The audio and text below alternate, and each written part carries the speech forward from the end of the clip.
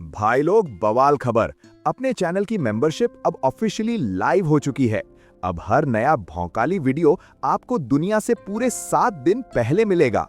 और इस VIP early access की प्राइस मात्र 59 रुपीज। जी हाँ, सिर्फ 59 रुपीज। फटाफट ज्वाइन बटन ठोको और इस वीआईपी आर्मी में आओ। चलिए स्टोरी शुरू करते हैं। दोस्तों, पिछले एपिसोड में हमने एक ऐसी कहानी देखी थी जिसने हमारे दिमाग के तार हिलाकर रख दिए थे। हमने देखा था कि कैसे शाओ चैन का वो विशाल आसमान छूने वाला स्टोन स्टैचू समुद्र के बीचों बीच एक गॉड ऑफ डिस्ट्रक्शन की तरह खड़ा था। उस बेजान पत्थर की मूर्ति ने अकेले ही 9 प्रोविंसेस के टॉप टियर कल्टिवेटर्स और उन लालची कीड़ों की ऐसी धुलाई की थी कि उनकी रूह आज भी कांप रही होगी।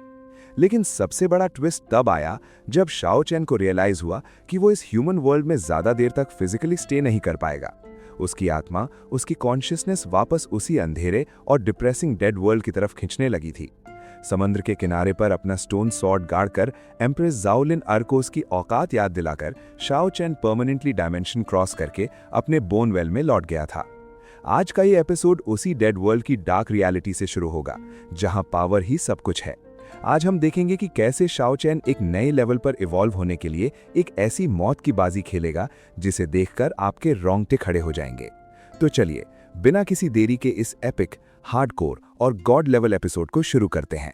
सीन की शुरुआत होती है उस गहरे अंधेरे बोन वेल यानी हड्डियों के कुएं के बॉटम से। चारों तरफ रंग बिरंगी लाइट फ्लिकर कर रही थी। ये वही कलरफुल डायमंड ट्रेजर्स थे जो जाओ चैन ने जमा किए थे। उनकी लाइट एकदम ड्रीमी और इल्यूजरी लग रही थी। जाओ चैन वहां बिल्कुल शांति से एक बेजान पुतले की तरह खड़ा था। ह्यूमन वर्ल्ड का वो छोटा सा ट्रिप उसके दिमाग में अभी भी एक मूवी की तरह चल रहा था।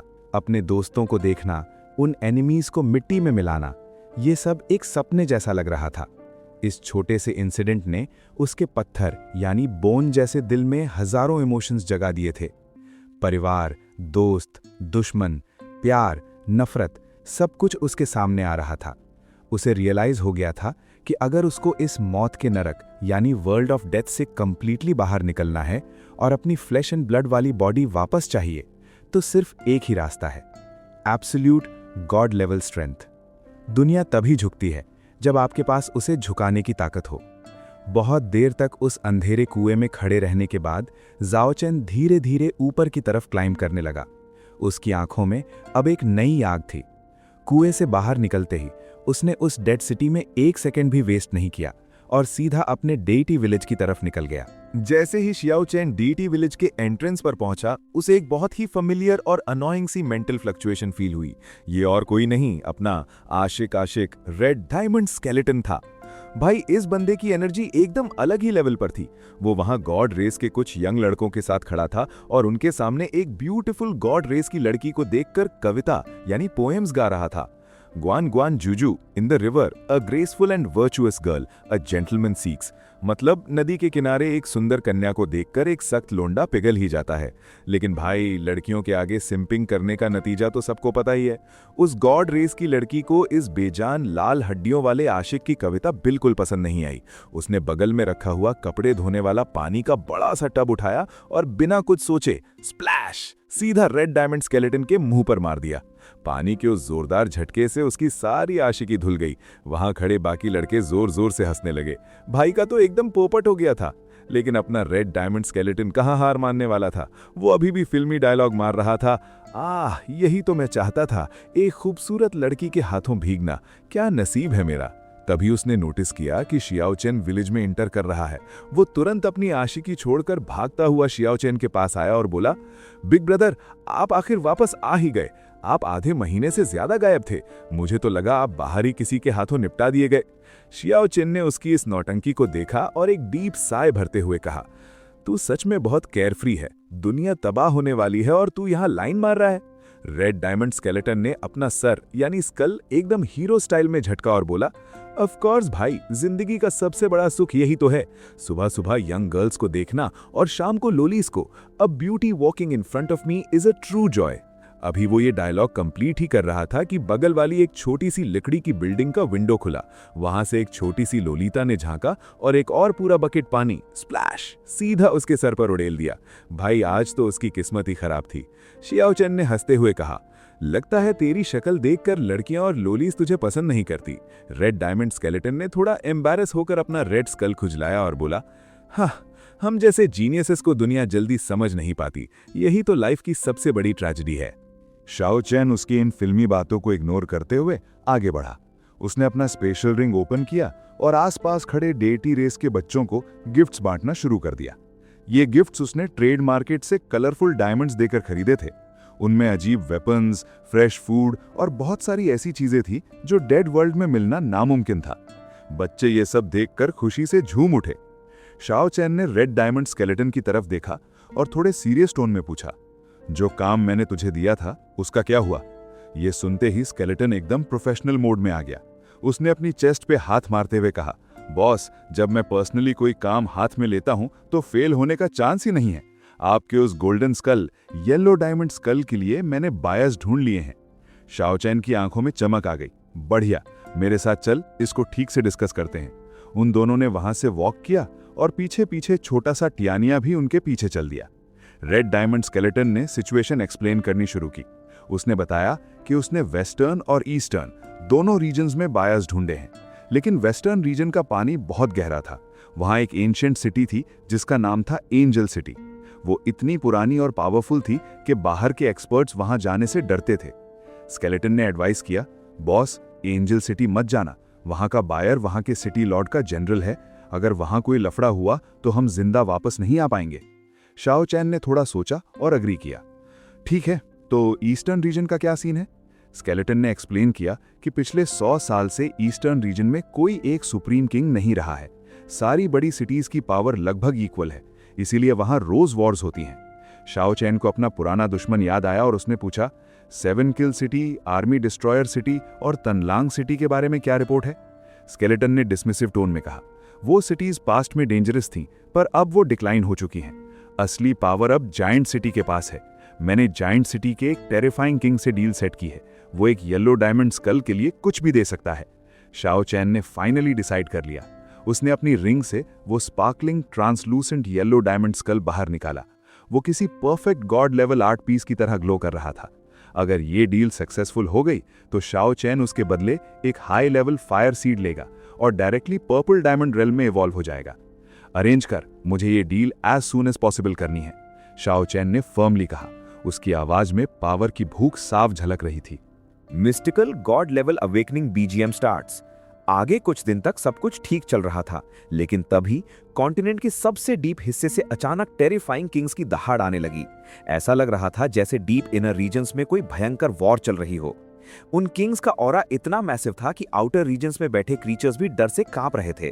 लेकिन सबसे शॉकिंग चीज तब हुई जब थर्ड हेवन की डेप्थ से एक बहुत ही इथीरियल, मेलोडियस और डिवाइन यंग गर्ल की आवाज हवा में तैरती हुई आई। When will the moon be clear? I ask the clear sky with a cup of wine in my hand. I wish to ride the wind to return home, but I fear that the Jade Palace is too high and cold. भाई, ये आवाज किसी spiritual fluctuation से नहीं आ रही थी। ये एक रियल फिजिकल आवाज थी। डेड वर्ल्ड में जहां किसी के पास फ्लैश, मांस और ब्लड नहीं है, वहां से एक रियल ह्यूमन वॉइस का आना इम्पॉसिबल था। इस आवाज को सुनते ही पूरे आउटर रीजन के एक्सपर्ट जमीन पर गिर पड़े। एक सुप्रीम गॉड लाइक प्रेशर में सबको दबा दिया। यह आवाज उस फीमेल एक्सपर्ट की थी जो फाइनली मौत के साइकिल को रिवर्स करके अपने फ्लैश और ब्लड को वापस पा चुकी थी। वो एक सच्ची मोनार्क बन चुकी थी। डेटी विलेज के एल्डर्स ली मू और जाओ यिंग ये आवाज सुनकर दंग थे। उस लड़की ने पावर की अल्टीमेट पीक को क्रॉस कर लिया है। उसकी ये आवाज अनाउंस कर रही है कि उसने फ्लैश एंड ब्लड रीगेन कर लिया है। वो सच में जिंदा हो चुकी है। शाओ चैन के लिए ये एक बहुत बड़ा झटका था, लेकिन साथ ही एक उम्मीद भी। अगर वो लड़की मौत को हरा सकती है तो वो भी कर सकता है। उसके रूह में एक ऐसी आग जल उठी कि उसने ठान लिया, कुछ भी हो जाए वो भी अपने फ्लैश और ब्लड को वापस लाकर रहेगा। 10 दिन बाद डील पूरी तरह सेट हो चुकी थी। शियो चेन ने सिक्योरिटी के लिए सीक्रेटली एल्डर्स लीमू और जाओ यिंग को अपने साथ चलने के लिए मना लिया। ये ट्रांसफॉर्मेशन उसकी लाइफ का सबसे बड़ा स्टेप होने वाला था और वो कोई चांस नहीं लेना चाहता था। शियो चेन और रेड डायमंड स्केलेटन निकल पड़े उस अनजान सफर पर।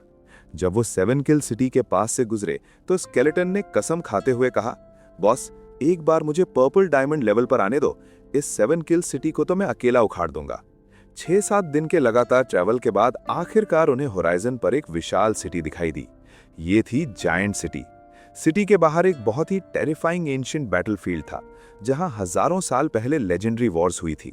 वहां की जमीन पर आज भी पहाड़ जैसी बड़ी बड़ी हड्डियां पड़ी थी। हवा में एक ऐसी खूंखार बेलफुल ऑरा थी जो किसी को भी पागल कर दे। जायंट सिटी का नाम बिल्कुल एक्यूरेट था। उस सिटी के गेट्स, दीवारें और टावर्स इतने मैसिव थे कि वो बादलों को छू रहे थे। वहां जो फायर सीड क्रीचर्स घूम रहे थे वो सब कम से कम 4 मीटर्स यानी 13-14 फीट टॉल थे। उनके सामने शियोचेन एक छोटे बच्चे जैसा लग रहा था। अंदर एंटर करते ही उन्हें रूट्स पर अलग अलग अजीब मॉन्स्टर्स दिखे। अचानक एक विशाल 4 मीटर टॉल लायन स्केलेटन चलते हुए उनके पास आया और बोला, हे ब्रदर, आखिर हम वापस मिल ही गए। रेड डायमंड स्केलेटन का तो ईगो एक्टिवेट हो गया। उसने शियोचेन को हीरो बनते हुए कहा, देखा बॉस, मैं कितना फेमस हूं, इतनी भीड़ में भी लोग मेरा टैलेंट पहचान लेते हैं। तभी उस जायंट लायन ने अपना भारी बोन क्लॉ उठाया और बैम, सीधा स्केलेटन के शोल्डर पर दे मारा। लायन ने दांत पीसते हुए कहा, अबे कीड़े, तू बहुत जल्दी भूल जाता है। एक टाइम पर तूने मुझे लगातार 3 दिन और 3 रातों तक चेस किया था। तेरा तो मैं किसी दिन हिसाब करूंगा। स्केलेटन का सारा ईगो धूल में मिल गया। उसने डरते हुए बोला, क्या सच में? मुझे याद नहीं। लायन ने गुस्से से आगे इशारा किया और बोला, चुपचाप आगे चल, मेरा मास्टर कब से तुम्हारा वेट कर रहा है। दोनों एक बहुत ही विशाल मैंशन के अंदर एंटर हुए। मैंशन के अंदर की सिक्योरिटी देखकर किसी के भी पसीने छूट जाएं। वहां स्केलेटन जायंट्स पेट्रोल कर रहे थे और मेन गेट पर 2 ब्लू डायमंड एक्सपर्ट्स खड़े थे। जैसे जैसे वो मैंशन के डीप हिस्से में गए, उन्हें इतनी टेरिफाइंग ऑरास फील हुई जो जाओ चैन के भी समझ के बाहर थी। ये जगह सच में हिडन ड्रैगन से भरी थी।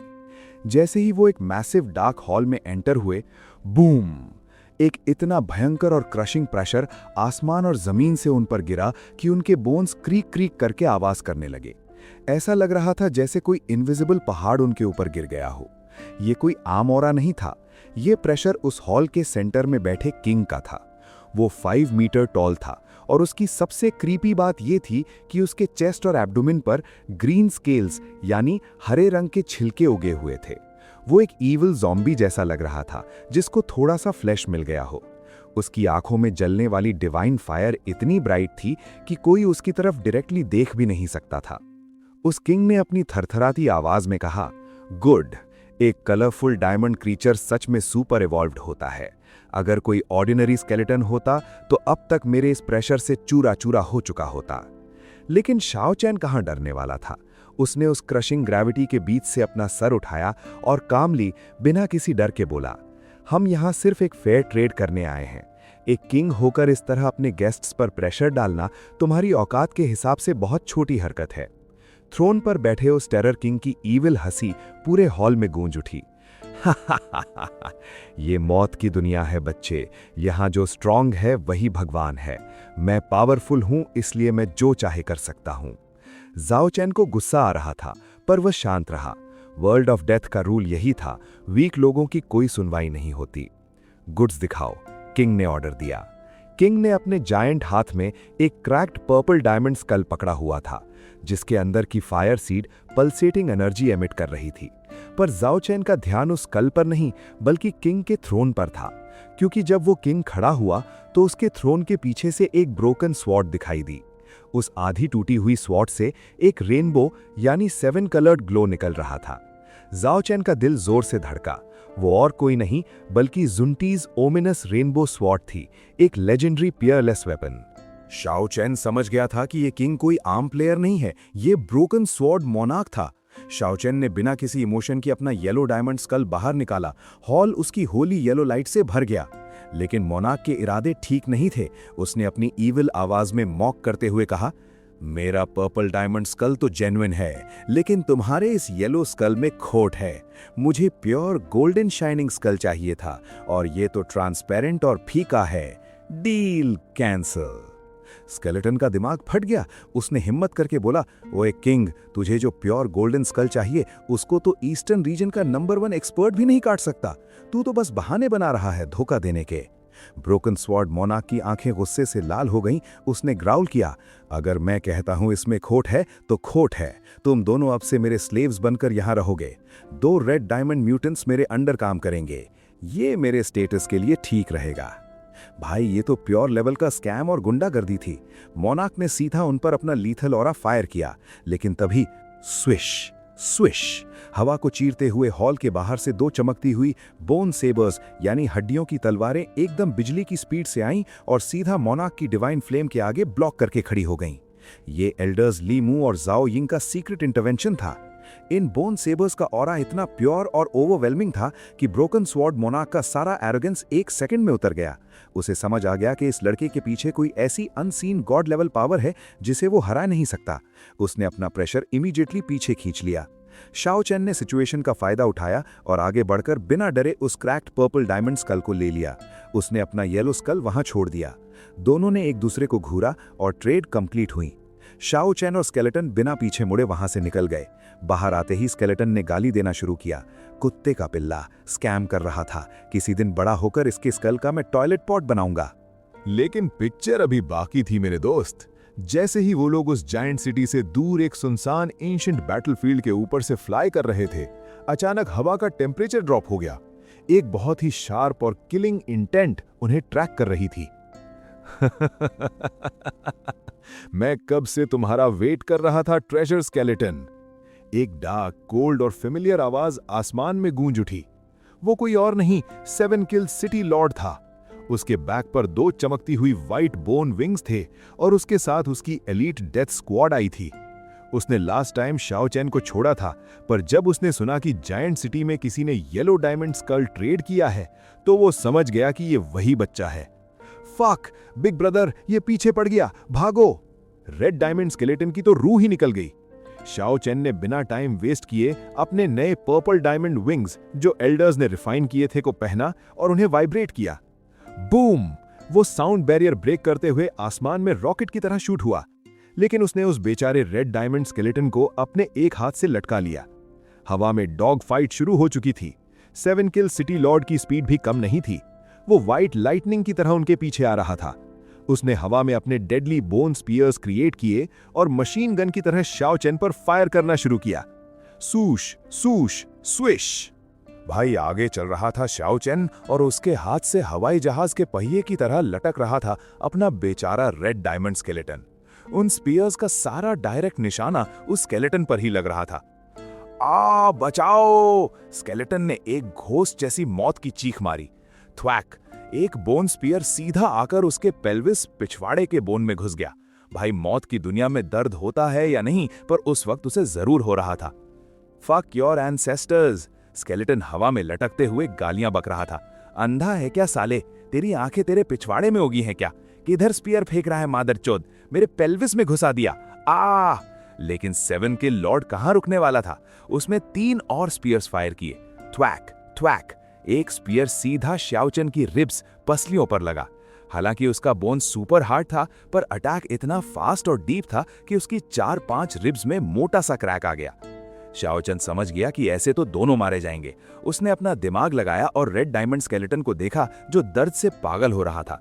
भाई तेरा अब यहां कोई काम नहीं, शाओ चेन ने बोला। क्या मतलब? स्केलेटन ने पूछा। शाओ चेन ने उसको हवा में एग्जैक्टली 100 मीटर्स की हाइट से छोड़ दिया। We boom! स्केलेटन सीधा जमीन पर एक मीटियोर की तरह गिरा और एक विशाल क्रेटर बन गया। जमीन पर गिरते ही वो हड्डियों का ढेर बन गया।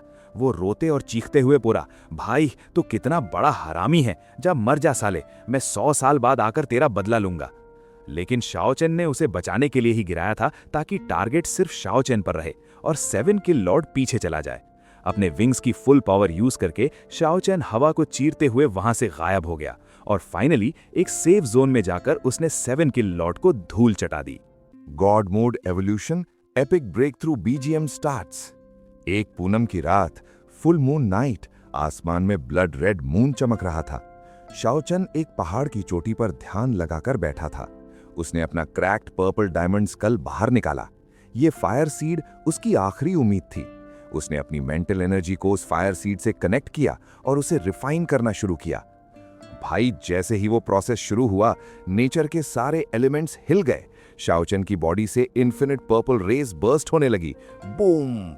वो रोशनी इतनी ब्लाइंडिंग और इंटेंस थी कि उस पहाड़ का पूरा रेडियस दिन के उजाले जैसा ब्राइट हो गया।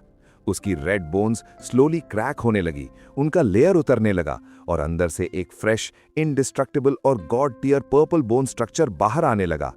एक लाउड रंबल के साथ पहाड़ कांप उठा। आसमान में पर्पल ऑरा का एक कॉलम बन गया। शाओचेन अब कोई वीक रेड स्केलेटन नहीं था, वो ऑफिशियली इवॉल्व होकर एक पर्पल डायमंड एक्सपर्ट बन चुका था। उसकी पावर ऐसी पीक पर थी कि उस लेवल के किसी भी एनिमी को वो अपने एक हाथ से क्रश कर सकता था। उसने अपनी मुट्ठी बांधी और हवा में एक वैक्यूम ब्लास्ट क्रिएट हो गया। 7 किल सिटी लॉर्ड, अब तेरी मौत का काउंटर शुरू, उसने अपने मन में ठान लिया। लेकिन अभी उसका बदला कंप्लीट नहीं हुआ था। उसे पता था कि डेड वर्ल्ड में सर्वाइवल के लिए एक इनविंसिबल वेपन चाहिए। उसने नुआ की दी हुई मैजिकल स्पेशल रिंग का यूज किया, जिसे उसके एल्डर्स ने प्रोटेक्ट किया था। उस रिंग की पावर से उसने डायमेंशंस को फाड़ दिया और वापस ह्यूमन वर्ल्ड 9 प्रोविंसेस के ईस्ट सी पर आकर खड़ा हो गया। वहां समुंदर में उसकी वही विशाल पहाड़ जैसी स्टोन स्टैचू खड़ी थी। उसका प्लान था कि इस गॉड लेवल स्टैचू को वो रिंग में डालकर डेड वर्ल्ड ले आएगा और फिर 7 किल सिटी और बाकी सारे किंग्स को अपने पैरों तले कुचल देगा। लेकिन नेचर का रूल सुप्रीम होता है। जैसे ही उसने रिंग को एक्टिवेट किया, स्टैचू का डायमेंशनल वेट इतना गॉड लेवल हैवी था कि रिंग उसको एब्जॉर्ब करने में फेल हो गई। अगर उसने और फोर्स लगाया होता तो वो एंशिएंट रिंग ब्लास्ट हो जाती। शाओचेन को अपना प्लान ड्रॉप करना पड़ा। वो बहुत डिसअपॉइंटेड था, पर वो ह्यूमन वर्ल्ड से खाली हाथ वापस नहीं गया। उसने वहां के डेंस फॉरेस्ट से बहुत सारे स्पिरिट फ्रूट्स जमा किए, जो उसकी विलेज के लोगों के लिए लाइफ सेविंग थे।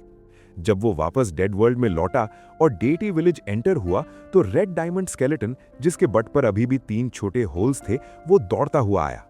शाओचेन का नया पर्पल ऑरा देखकर उसकी आंखें फट गईं। भाई, आप फाइनली इवॉल्व हो गए। अब तो हम मिलकर उस 7 किल वाले की वाट लगा देंगे। उसके स्कल से मैं फुटबॉल खेलूंगा। दोस्तों, शाओचेन का ये एवोल्यूशन उसकी सबसे बड़ी विक्ट्री थी, लेकिन ये बस एक ट्रेलर था। अब वो God level purple diamond realm में आ चुका है और अब शुरू होगा वर्ल्ड ऑफ डेथ का असली खूनी खेल। 7 किल सिटी लॉर्ड के अगेंस्ट उसकी रिवेंज वॉर कैसी होगी और उस टूटी हुई रेनबो स्वॉर्ड का असली एंशिएंट राज क्या है, ये सब जानने के लिए आपको थोड़ा सा सस्पेंस और बर्दाश्त करना पड़ेगा, क्योंकि उसके आगे की कहानी इतनी ब्रूटल और एक्शन पैक्ड होने वाली है कि आप अपने फोन की स्क्रीन को छोड़ नहीं पाओगे। लेकिन हाँ, आप लोगों के हार्डकोर सपोर्ट के बिना आगे बढ़ना इम्पॉसिबल है। इसलिए हमारा एक बहुत ही सिंपल और छोटा सा गोल है, सिर्फ 100 लाइक्स।